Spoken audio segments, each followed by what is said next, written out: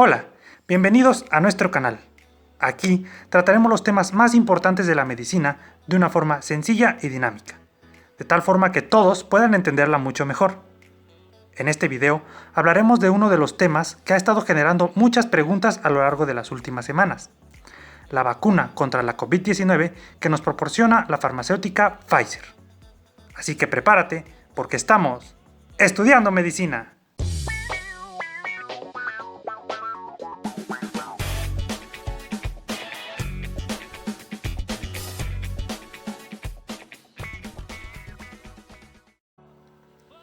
Son muchas las preguntas que se han formulado alrededor de la vacuna que elaboró Pfizer en asociación con BioNTech. Si funciona, si no funciona, si puede llevarnos a padecer la COVID-19, durante cuánto tiempo durará la inmunidad que esta vacuna nos proporciona, entre otras. Sin embargo, una pregunta fundamental que incluso nos puede llevar a responder las preguntas anteriores es: ¿cómo funciona la vacuna para prevenir la COVID-19? Para responder esta pregunta, debemos iniciar por recordar cómo actúa un virus una vez que ingresa a nuestro organismo. Ya que está dentro, se une a la célula a través de su membrana y libera dentro de la célula su material genético, el cual puede ser ADN o ARN. Una vez que el material genético se encuentra dentro de nuestra célula, se une a la maquinaria celular que normalmente contiene la célula para producir sus proteínas, en específico el ribosoma. El ribosoma reconoce al ARN viral como si se tratara de un ARN mensajero propio de la célula y comienza a producir las proteínas que en él están codificadas. Las proteínas, a su vez, producen más copias del genoma viral y se ensamblan de tal forma que se producen nuevas copias del virus. Estas copias del virus emergen de la membrana celular y producen nuevas micropartículas que son capaces de infectar a nuevas células. En el momento en el que el virus emerge de la célula, puede causarle gran daño a la membrana celular. Este y otros mecanismos, como por ejemplo inhibir la síntesis de proteínas normal de las células para cumplir con sus funciones, son mecanismos que contienen los virus para causarnos una enfermedad en nuestro organismo. Hablando específicamente del famosísimo SARS-CoV-2, el virus que causa la COVID-19 y ataca al epitelio alveolar, es decir, a la capa de células que recubre a los alveolos de nuestros pulmones. Para unirse a las células de este epitelio, utiliza una proteína, llamada proteína espiga, proteína spike o simplemente proteína S. La vacuna que elaboró Pfizer lleva como nombre BNT162b2 y consta de 2 dosis, cada una de ellas de 0.3 mililitros, y se aplican con una separación de 21 días.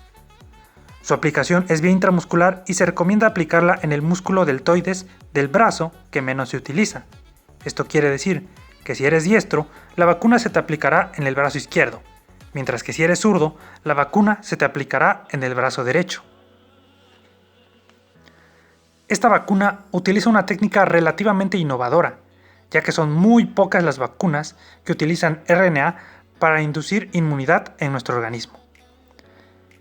Los elaboradores de esta vacuna tomaron el RNA del virus SARS-CoV-2, pero más específicamente una pequeña porción, la cual contiene la información necesaria para producir la proteína S.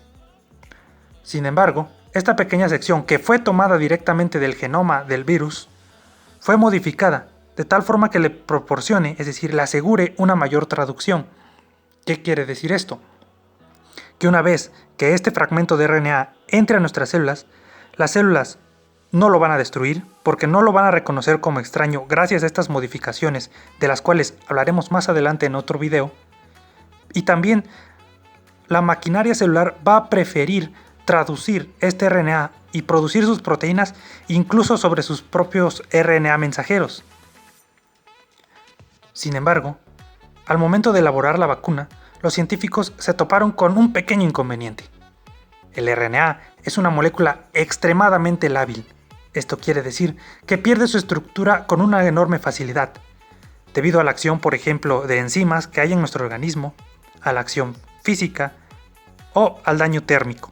Este último explica por qué la vacuna debe conservarse a temperaturas de menos 70 grados centígrados para permanecer viable.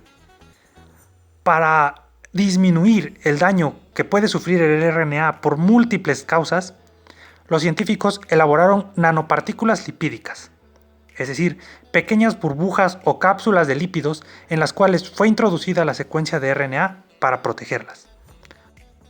Una vez dentro de las nanopartículas que le brindan protección, el RNA puede introducirse a nuestro organismo mucho más protegido frente a cualquiera de los daños anteriormente mencionados. Ya que está dentro de nuestro organismo, la nanopartícula lipídica que contiene el fragmento de RNA del SARS-CoV-2 se une a nuestra membrana celular como lo haría un virus normal y libera el material genético. El material genético es reconocido por el ribosoma y comienza a producir la proteína, que en este caso es la proteína S. A continuación, la proteína S es procesada en un complejo molecular denominado proteosoma. Este proteosoma cumple con la función de degradar en pequeños fragmentos a la proteína S. Ahora, estos pequeños fragmentos son dirigidos al retículo endoplásmico y después al aparato de Golgi, en donde se unen con una molécula, denominada complejo mayor de histocompatibilidad tipo 1. Esta molécula está presente en todas las células de nuestro organismo y está constantemente transportándose hacia la superficie celular, en donde expone péptidos. Todos los péptidos que se producen dentro de nuestra célula son expuestos en su superficie gracias al complejo mayor de histocompatibilidad de tipo 1. Así, nuestro sistema inmune reconoce los péptidos que se están exponiendo constantemente en la superficie y los asimila como propios. Cuando un péptido que no es reconocido como propio se expone en la superficie celular, se desencadena una respuesta inmune. Esto es lo que ocurre aquí. El péptido es procesado, es llevado a través de una vesícula y es expuesto en la superficie celular.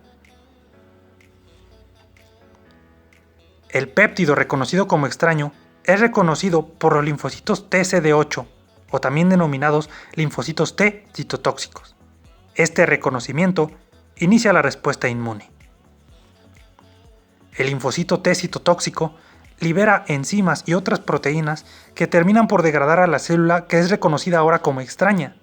Este mismo mecanismo es el que funciona, por ejemplo, en las células cancerosas, que producen proteínas distintas a las que deberían de estar produciendo normalmente. Son expuestas en su superficie, el linfocito TCD8 lo reconoce como impropio y la destruye.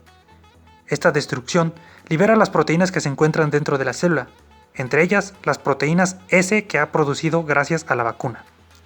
Las proteínas S son fagocitadas por un segundo tipo de linfocitos, los linfocitos B.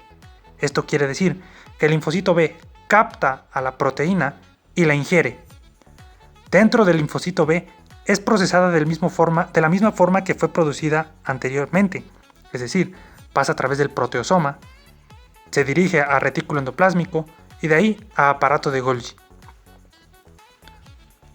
Una vez que está en el aparato de Golgi, es transportada mediante una vesícula a la superficie del linfocito B, pero esta vez se encuentra unida a el complejo mayor de histocompatibilidad de tipo 2. Este complejo mayor de histocompatibilidad de tipo 2 se encuentra en las células presentadoras de antígenos, un grupo especializado de células del sistema inmune. Ahora, un segundo tipo de linfocito T, el linfocito T CD4 o linfocito T cooperador, reconoce al péptido unido al complejo mayor de histocompatibilidad de tipo 2 y produce interleucinas, las cuales estimulan al linfocito B a diferenciarse en dos células diferentes, la célula plasmática y el linfocito B de memoria.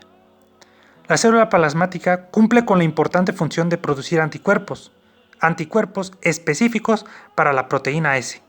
Estos anticuerpos se unen a la proteína S y la bloquean, de tal forma que si fuera un virus, le impediría a esta proteína unirse a las células alveolares de nuestro parénquima pulmonar.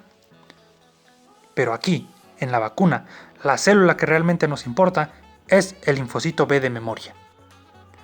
El linfocito B permanece una mayor cantidad de tiempo en nuestro organismo y contiene ahora la información necesaria para producir anticuerpos específicos para la proteína S del SARS-CoV-2.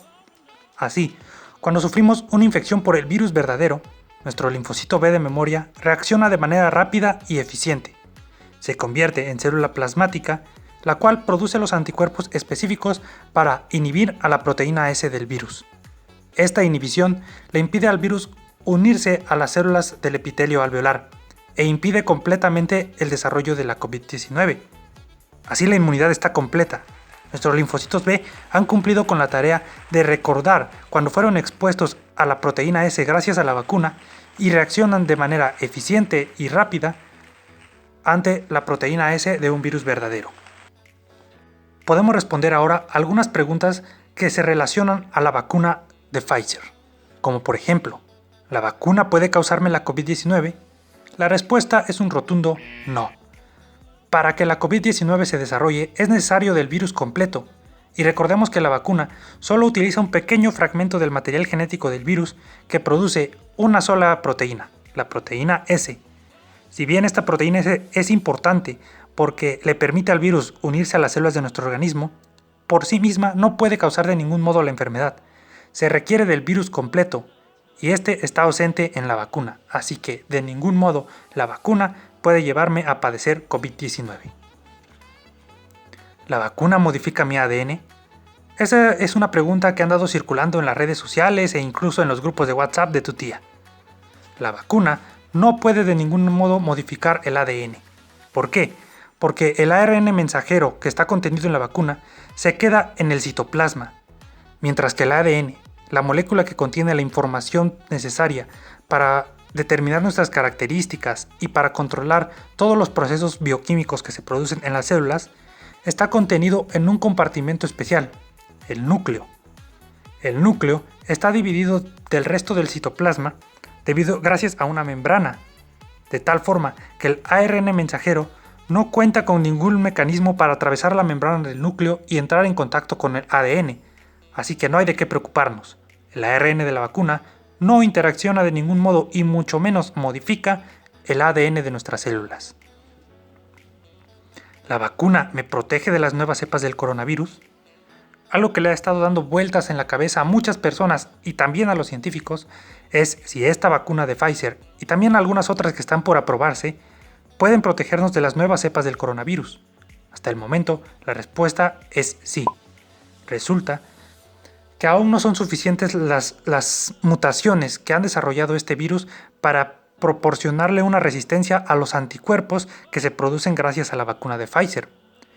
Sin embargo, los científicos esperan la posibilidad de que en el futuro el coronavirus acumule un gran número de mutaciones que le permitan escabullirse de los anticuerpos que se producen gracias a esta vacuna. Sin embargo, no hay por qué alarmarnos. Se cuentan con dos opciones que pueden protegernos ante este posible escenario.